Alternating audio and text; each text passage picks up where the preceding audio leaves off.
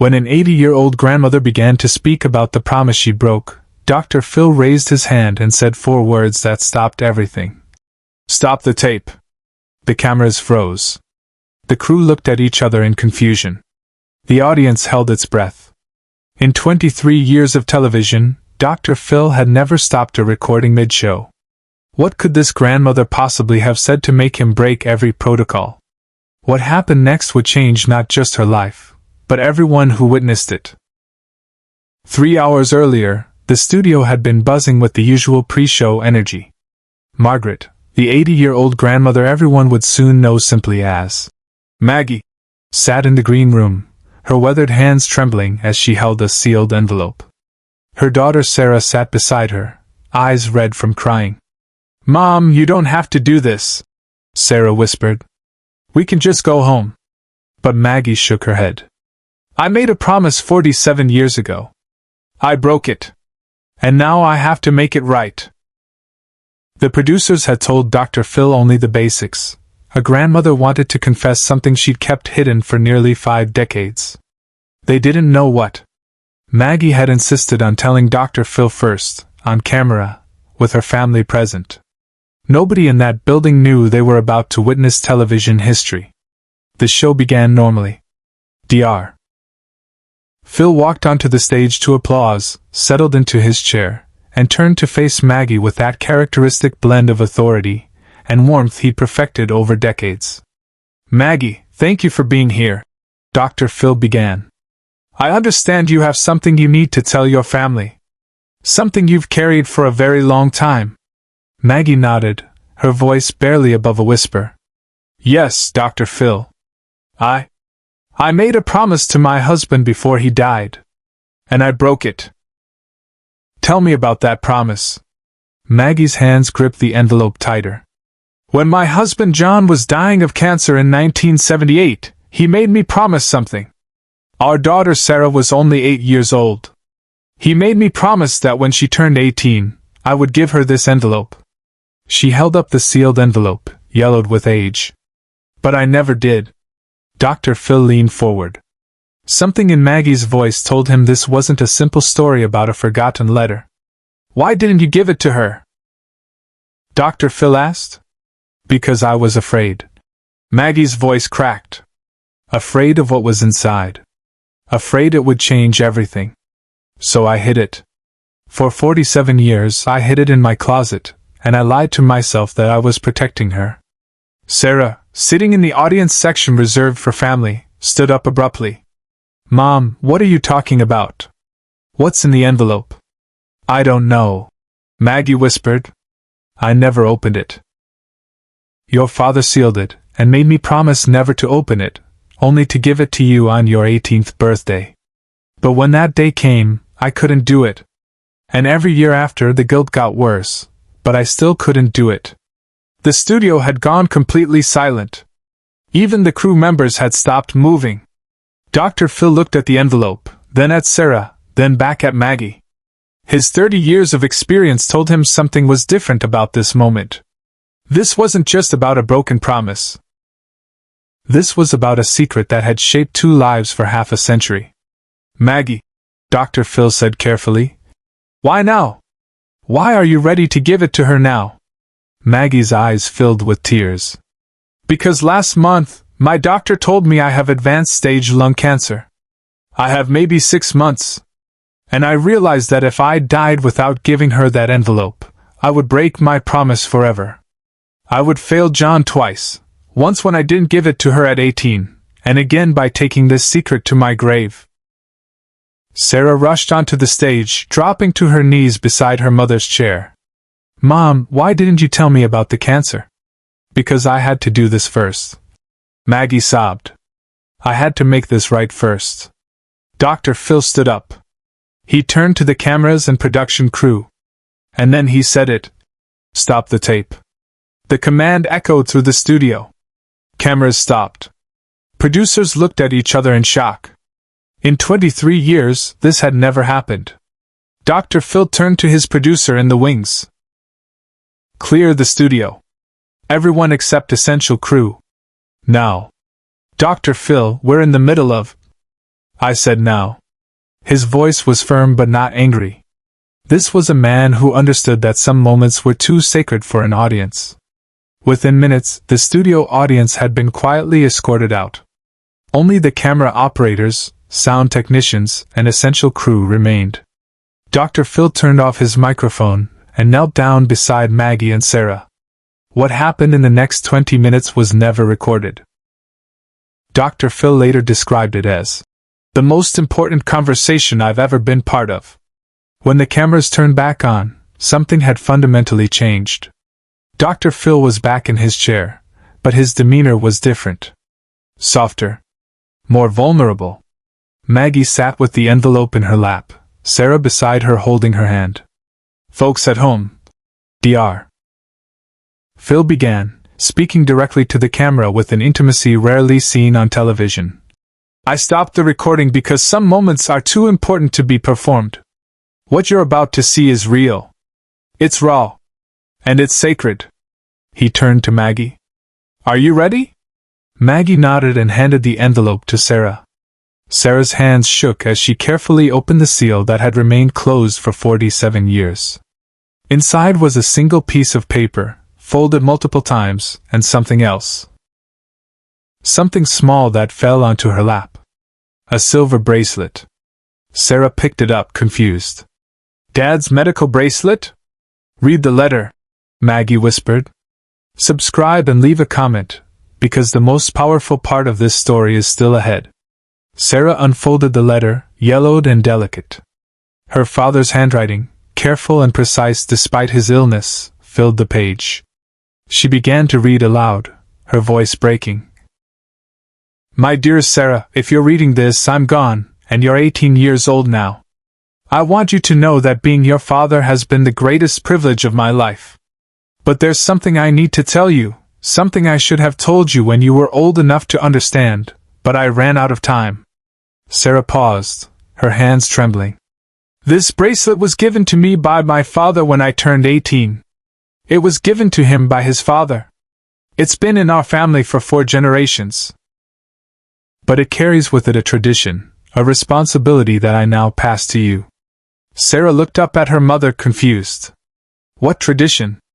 Maggie's voice was barely audible. Keep reading. Sarah continued. This bracelet is a reminder of a promise. When you turn 18, you get to choose your own path. No matter what that path is, no matter if it's different from what your mother and I might have hoped, you are free to choose it. And this bracelet is my promise to you that I support that choice, whatever it may be. The letter went on.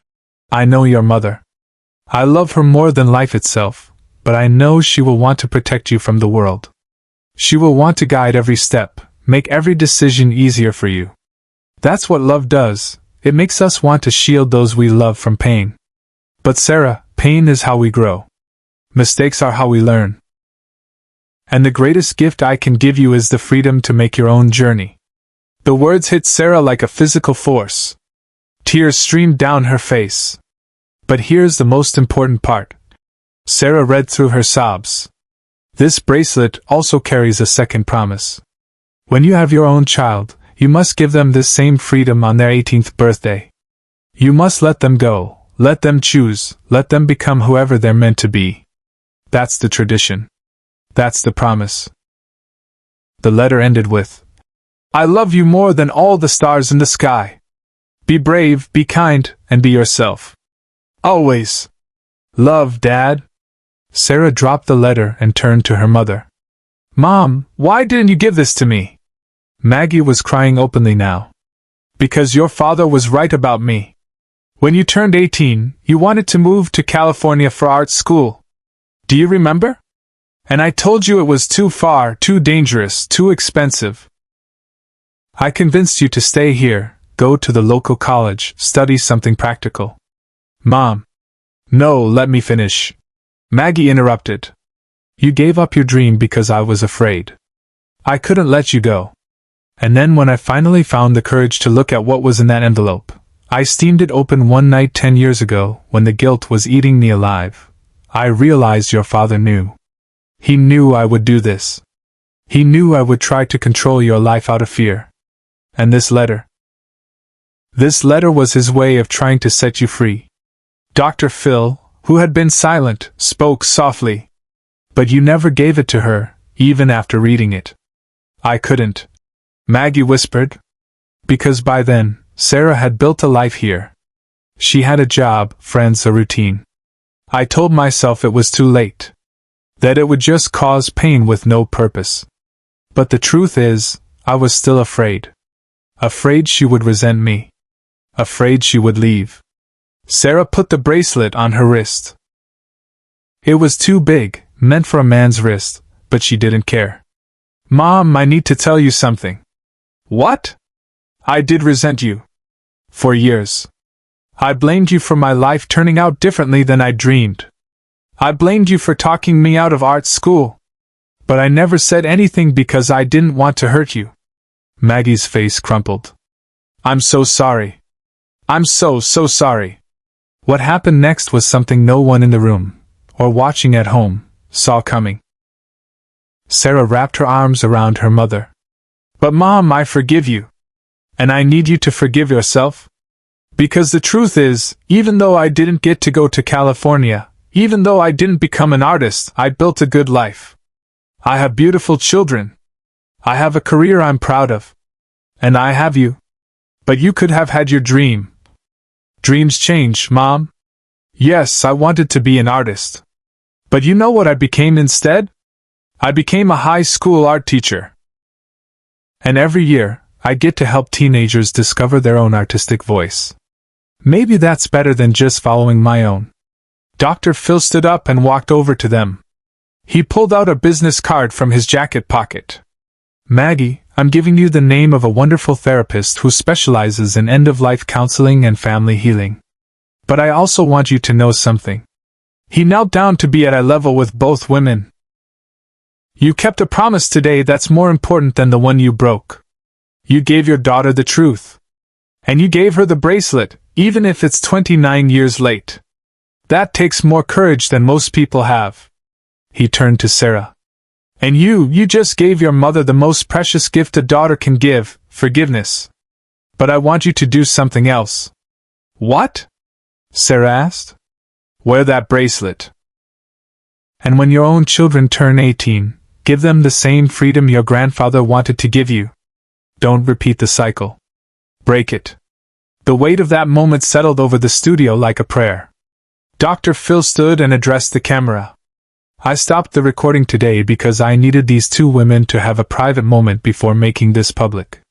What you just witnessed is the power of truth. The healing that comes from honesty. And the grace that comes from forgiveness. He paused, his voice thick with emotion. Maggie has about 6 months left. That's 6 months to build new memories with her daughter and grandchildren. 6 months that won't be poisoned by this secret anymore. Maggie raised her hand. Dr. Phil, can I say something? Of course. I want people to know that secrets don't protect anyone. They just build walls. And those walls cost me 29 years with my daughter. We were never really close because this secret was always between us, even though she didn't know it existed. Don't make my mistake. Share and subscribe. Make sure this story is never forgotten. After the show, Dr. Phil did something else he'd never done in his career. He arranged for Sarah to have a week-long trip to California, to visit the art school she'd once dreamed of attending. He arranged for a private tour and meetings with faculty. It's not about going back in time. Dr. Phil explained to them off camera. It's about closure. Sarah needs to see that place, stand on that campus, and understand that her life turned out exactly as it needed to. Sometimes we need to visit the road not taken to appreciate the road we're on. 2 weeks later, Sarah sent Dr. Phil a letter. In it, she described walking through the campus, feeling the California sun on her face, and realizing something profound. She didn't feel regret. She felt gratitude. Gratitude for the life she'd built, the students she'd taught, the family she'd raised. My father's bracelet reminds me now not of what I lost, but of what I chose, she wrote. And that choice, even though my mother influenced it, was still mine. I chose to stay. I chose to teach. I chose this life. And I choose to forgive. 6 months later, as Maggie's doctor had predicted, she passed away peacefully in her sleep. But those final 6 months had been different. Mother and daughter spent them talking openly, crying together, laughing together. Sarah brought her children to visit every weekend. And every day, Sarah wore the bracelet. At Maggie's funeral, Sarah stood at the podium wearing that oversized silver bracelet. My mother taught me 2 things in her final months, she said. First, that it's never too late to tell the truth. And second, that forgiveness is the only inheritance that matters. After the funeral, Sarah's daughter, now 16, approached her. Mom, can I see the bracelet? Sarah took it off and placed it in her daughter's palm. In 2 years, this becomes yours. And with it comes a promise, the freedom to choose your own path. That's the tradition. The legacy of that moment rippled outward in ways no one could have predicted. The episode became one of the most watched in the show's history. Thousands of viewers wrote about their own secrets they'd been afraid to share. Families began having difficult conversations inspired by Maggie's courage. The bracelet tradition began spreading to families who had never heard of it. Parents started giving their 18-year-olds explicit permission to choose their own paths. And it all started because Dr. Phil recognized a sacred moment and stopped the tape. Years later, Dr. Phil explained, "You learn to recognize when something transcends television, when you're witnessing something so raw that it deserves privacy before publicity. Some healing can only happen in sacred space." The envelope sits now in Sarah's home, preserved and framed. The bracelet stays on her wrist, a constant reminder of promises kept and broken, of freedom and forgiveness. And somewhere in the archives, there's a 20-minute gap in the recording. 20 minutes too sacred to capture, too important to broadcast, too real to perform. Maggie's legacy is the reminder that secrets have a cost, truth has power, and it's never too late to make things right. Even at 80. Even with 6 months left. Even after 47 years. Because some promises, even when broken, can still be kept.